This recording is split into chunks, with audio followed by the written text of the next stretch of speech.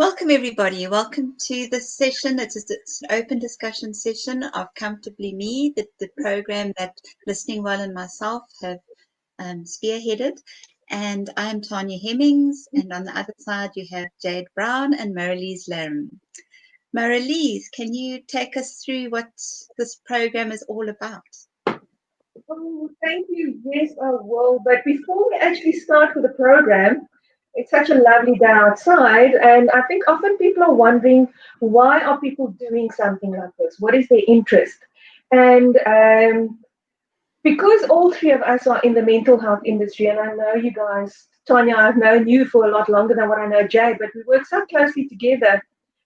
I think we're a lovely team to put together to do something like this. There's a story of a village where there was a golden Buddha statue, and I think it's in Tibet, the story goes, and there was a war coming. So what the people of the village decided to do, because they were scared that the Buddha is going to be broken down or stolen, they said, let's just put mud around it so people can't see it.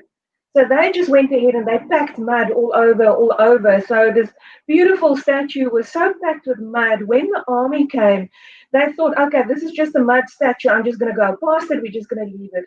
And for many, many years, what happened is people forgot that there was a golden Buddha underneath. And they just saw all the mud caked and packed around it. And one day, a boy was standing in front of the statue and a piece of mud fell off. And he realized, oh, oops, there's something precious underneath. So then they started cleaning off the statue and found this beautiful statue underneath hiding away.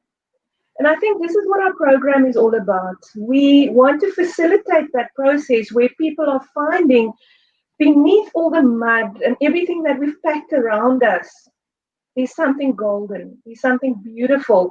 And this is something that all of us are doing. We want to help people unearth that golden part of us. And because we've walked that journey personally as well, we realize that we've got a lot of knowledge. So let's share that knowledge. Let's help people go through it. And I've had this journey for the better part of my life, as long as I can remember. And you get on the one diet and then you move on to the next one, and all diets work, let's face it. No? But I've been on a fair share of diets as well in my life. And then calorie counts and all of that stuff and steps and whatnot. But somebody said, when we look through different windows, we see different images. And I love that, because this is what the program is about. It's about seeing different aspects from different sides. And when your soul resonates with something, I sort of just went, when we started putting all of this together, because I said, yes, this for me is something that we want to work through. And this is not to step on anybody's toes. Again, I want to iterate that. It is to actually just help people realize, why am I on this diet treadmill going through my whole life? We want to get off that treadmill. We want to say we are happy, healthy people. And then when you get to that point, you forget about the weight, you forget about the diets, because I've been there where you go to, and I'm sorry, I can't attend that function because I'm on a diet. Okay? So you withdraw from society because your eating restrictions are in such a way. I'm not saying there's something wrong with it. You get people who are morbidly obese, really. As I said, this is not to take away from any program that people are already doing. It's not to tell people what to eat. We're not nutritionists. We're not dietitians. We are not physical trainers. I'm a registered counselor. Jade is a psychologist. Tanya is a psychologist. And we want to do, from a mental health perspective, let's help people. As Kuba said, the issues in the tissues. So we want to work with the issues. We don't want to work with the tissues. That's a little bit about my journey. Been there for 100 years already, and I'm tired of that, man. I just want to be happy and healthy. Jade, do you want to tell us a bit, why are you doing this? Thank you, Marelise. And I love the story about the Buddha under all that mud. And I think for me, what resonates with me about the story is also watching all the women in my life, my mom, my aunts, really being challenged with, how do we lose weight? And again, with this diet treadmill, in a sense, trying all these things. I remember once seeing someone wrapping themselves up in cling wrap, and going through. Running with the checker's bag underneath your clothes. So there's all of these things, and we're trying to get into a place of thinness, and I don't know what that place really is. What is it that we really want to achieve? And I think this program is more around, who are we and what do we want really for ourselves moving forward, health-wise. If we are a little bit unhealthy, if we do have weight to lose, so it's around what is blocking me from accessing my optimum weight or health psychologically.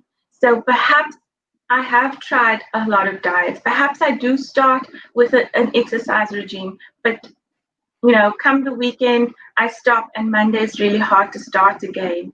And then for months, I don't do anything. And then I try again for a week. And then months, I don't do anything. So for me, what is it that keeps me from actually fulfilling that goal or something I've set out for myself? There must be a psychological reason why I stop, why I don't complete. And my own experience with trying to get fit and exercise and all of that pushes me to want more answers, and want to work on, surely I can break this cycle somehow. Okay. So yeah, Tanya, I don't know what you want to add to that. Thanks, Jade.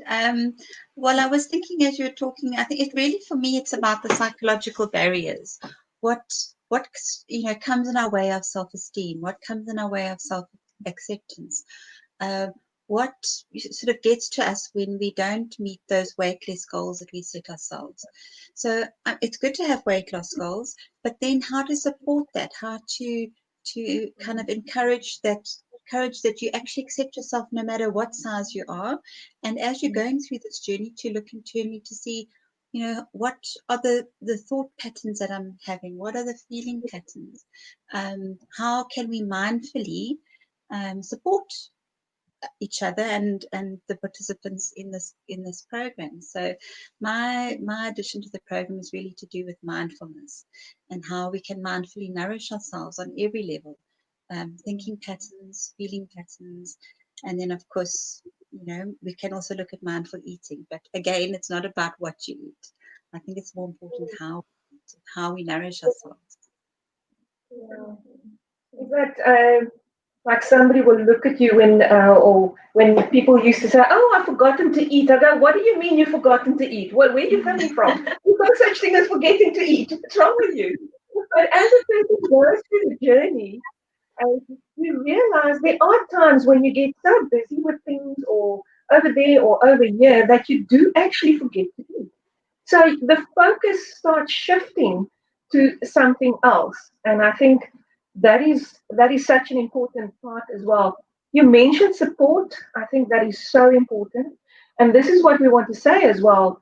So in the program, you have 4 individual sessions with a therapist. So even if you've never been for counseling, please know this is a non-judgmental, safe space where you will be speaking with stuff with your therapist. Okay, it is so important to sort of just start looking at these things because we don't always understand the impact so many different things have in our life. So, and the support is coming from also having, I think it's 9 support sessions where on a weekly basis you get together in a small an hour group, very intimate, only 6 people.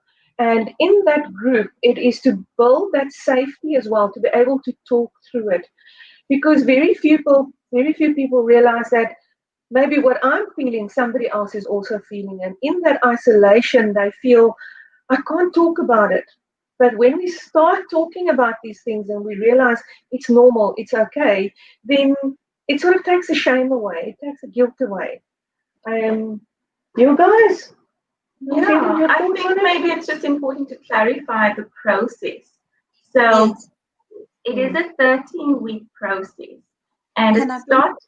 Yes. Let me bring it up for you, Jade. Okay, perfect. Yeah. Excellent. Thank you, Tanya. It's a 13-week process, as I've said. And the first week is an individual session. We do a few assessments to check if there's depression or anxiety that might compound the situation. And then we do a group session in the second week where we look at, themes around eating. What are we eating? And where does the need come from? So looking at our eating needs, basically. But it's not from a nutritionist perspective. And then we look at, sorry, it's a little bit smoothly,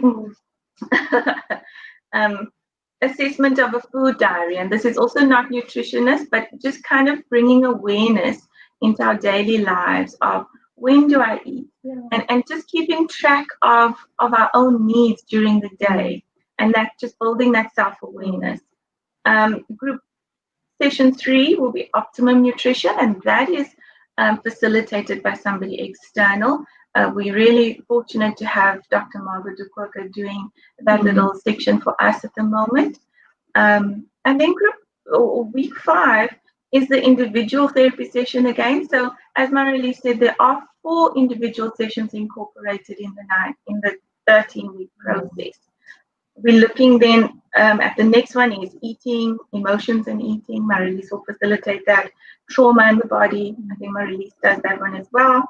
Impact of relationships. I will come in there as well with looking at relationships and how that impacts on our needs. And sometimes eating comes from a sense of needing comfort.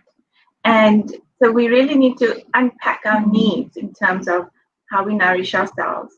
Then we're looking at another individual session. And then number 7 is shame and guilt. Okay, those 2 are big themes that we're going to unpack. And then mindful nourishment. And Tanya will do a lovely part with working with mindfulness and nourishment. Okay. And then we do week 12, we looks at reflections and connecting the body, just kind of reconnecting all these themes again and reflecting on what we've learned and where we are in terms of our self-esteem, our needs, relationally, mindfully, and where we are, how we're going to move forward. And we end up with an individual therapy session. So each person can then go off on their own journey with their goals and find ways of incorporating things in their life that will be realistic. Okay. The cost, I don't know if we can say it on here. I'm not sure if we can put the cost out here. It is on our Facebook page. Yeah, if you want the cost, you can either contact us or please, it's on the Facebook page. You're welcome to sort of just look on it as well. And I want to talk about the shame and guilt a bit. Thank you, Brene Brown. We're giving you a shout out there to say that for highlighting it, because when you go on this weight loss journey, it's also, yay, I've lost the weight. And then what happens when you start gaining the weight again? What sets in? Shame. Shame, definitely. After lockdown, the first time you see people and somebody goes, you gained a bit of weight, haven't you? No? What do we feel? What's the first thing we feel? Shame. You feel guilty every time you eat because you're not supposed to. Food has been so demonized over the years that when you eat a piece of bread, you feel guilty because you eat a piece of bread. When you eat a piece of chocolate, you feel guilty for eating a piece of chocolate. And when you are not eating a salad, but you're eating a piece of pie instead, you feel guilty. So we're trying to unpack that shame and guilt and saying, let's work away from that because food is food to nourish the body. And when you are craving something, which is maybe not the most nutritious thing, you are craving emotion. There's an emotion lying underneath it. Some of the work that I looked at while we're doing research for this was something. So there are people that saying certain foods has got a certain reason for that craving. So, for example, bread, soft bread is like you're looking for comfort. Okay, if you're eating chips, then hard crunchy chips, there's anger maybe that's sitting on the inside that you're not talking about. So you want to hear the crunch, the teeth gnashing onto each other. Okay, and when I read this, it also said banana bread. And I laughed at that because everybody was baking banana bread at the beginning of lockdown.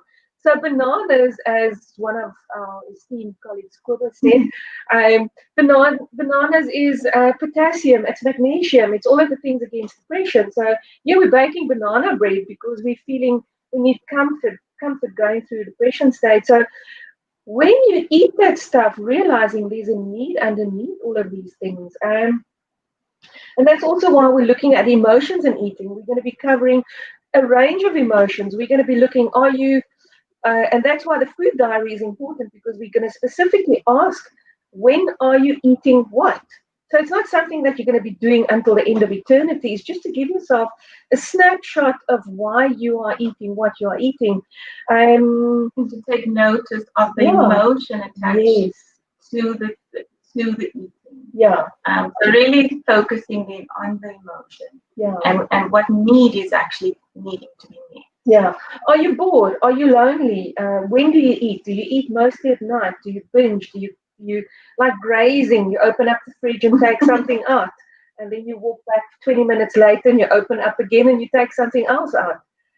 That's what we want to start creating, is the awareness of it.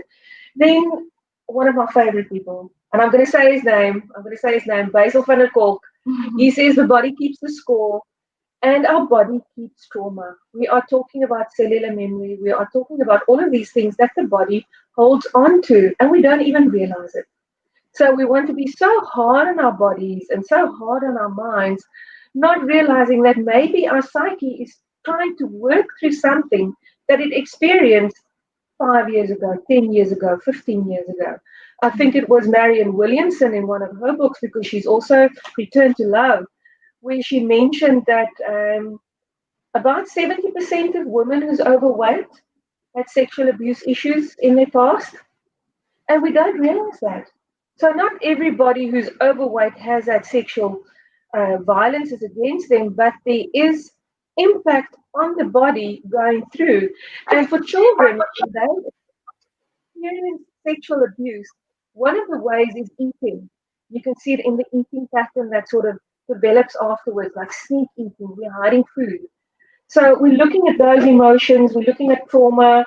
I've talked a lot. So I want to know a bit about, how does relationships impact our weight, Jade?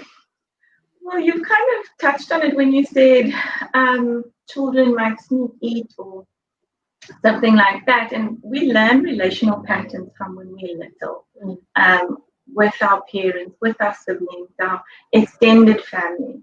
And if you look at just our cultural surroundings, whenever there's a gathering, there's food. Food is connected to comfort, connected to relational connection. And I do think with the lockdown, because a lot of people haven't been able to get out and connect with people, we have put a lot of energy into food as well. So relationally, we learn patterns. And in the section around relationships, we're just going to look at some of those patterns and really unpack, where does the need come for certain kinds of eating? We all have to eat for health and all the rest, but we do also eat because we enjoy lovely pieces of cake or chocolate or anything like that, and it should be okay, But the relational patterns that are developed, the shoulds, the shouldn'ts, we're going to unpack those a little bit and then see, a more realistic and kinder approach for ourselves with regards to eating, weight loss, that kind of thing. So it's a difficult one, and we really struggled with how to put this program together, because we don't want to offer something that is for weight loss, but we want to offer something that breaks down stigma, that opens up themes and patterns and allows people to be kinder to themselves around these particular issues. And we don't want to try and replicate or replace people that are doing diet or eating plans or exercise routines. All of those are important, but perhaps in order to get the fullness out of those other programs, this is something you might need to do to break certain patterns that you find yourself in, psychological patterns. Thank you. Wonderful. So it does, hey? It's like, I want to sit and listen. Tell me more. That brings us to mindful nourishment. Tell me a bit more about mindful nourishment. Okay, thanks, Marelise. I was listening to what you were saying earlier, and for me, Stress brings about bodily changes. There's cortisol changes that happen within the body. So trauma, obviously, as you said, that packs on the weight as well. So does stress on a daily basis, and most of us are living with these kind of overreactive patterns to life and high stress levels, and of course that will then also put on weight where we don't want it. So for me, mindfulness is about looking at how are we dealing with life? How are we maybe going through habitual routine motions of life where we kind of suppressing things? We might be suppressing our feelings. We might be thinking automatic thoughts that we're not even aware of. We may not be even aware of our surroundings. We sort of might be just going through the motions. That is what mindfulness will help us to look at, to kind of come back to the present so that we can then have choice over what we're eating, choice over what we are filling ourselves with, choice over the thoughts that we're thinking, accepting ourselves and being compassionate to ourselves for who we are. So mindful nourishment for me covers a whole lot of those issues. It's really about how are we feeding ourselves internally? How are we feeding our souls? So I'm looking forward to looking at that in more depth in this program. I think it will definitely help to look at the stress that we're going through and maybe have a different relationship to the stress. I like that, a different relationship to the stress. It's so important because we always want to see stress as a bad thing. But stress can also be something that sort of invigorates us to do something. Yeah. I'm quoting someone else, and these aren't my words. I did say to them, I will use the words, and but somebody mentioned about something else. I don't want to miss the dance. Oh, I love that. I Well, love that. if you're watching, we say thank you. Due to confidentiality, we're not going to say mention names or anything, but I think part of this as well is bringing all of these things together is weight is preventing people from doing so many things. Oh, thanks, Ming. Sammy, I forgot to take some of the comments. I was busy ask questions. Here's a question from Kervin. We'll have time now. It's about not wanting to miss the dance, and often weight is preventing us from fully engaging in life. Really just grabbing it by the kahunas. I almost said that word. Grabbing it by the kahunas and say, let's do this dance. And this is what the program is about. I think it's about allowing us to sort of get involved in the dance. Doesn't matter what type of dance it is, but sort of just saying, I'm ready for this now. I'm going to do it. So whether you are 5 kilos overweight, because whether it's 5 kilos or 10 kilos or 20 kilos or 40 kilos, it's something that is preventing a person from dancing, and we want to dance. Definitely. Yeah. I just want to offer something for Mrs. question there. Louis. And Carrie, Yeah. wanted to say hello to No, Louise. just hi, Louis. Oh, Louise. Okay. So, Corbus, you've put 2 comments here. I'm going to just focus on the first one. What do you think could be blocking us from achieving our goals? And the one thing I remember when I was in my honors year, one of the ladies had said she wished that she started believing in herself sooner. And she had started anew, so she was a journalist before and then moved into becoming a psychologist. And those words still sit with me. I wish I believed in myself sooner. And believing in yourself is a psychological construct. It's something that's internal. And to create that belief in yourself, the confidence, the ability to look at yourself in the mirror and say, I love you. You are okay. You are acceptable. Not have these negative connotations in your thoughts, in your thinking, the ants. What were we calling them? Negative automatic thoughts. Yeah. Okay.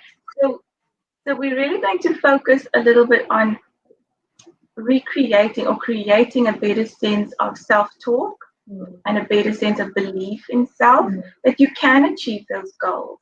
And perhaps just that belief, if it's one thing, can allow you to achieve some of those goals. Just an interesting, also part of the research is I read, I think it was it, I can't remember now, but somebody did an exercise where she had a client for many years and the client just could not break over that barrier. So she asked the client, just close your eyes for 1 minute and I want you to step on the scale and I want you to see the figure that you want on the scale. And the person couldn't.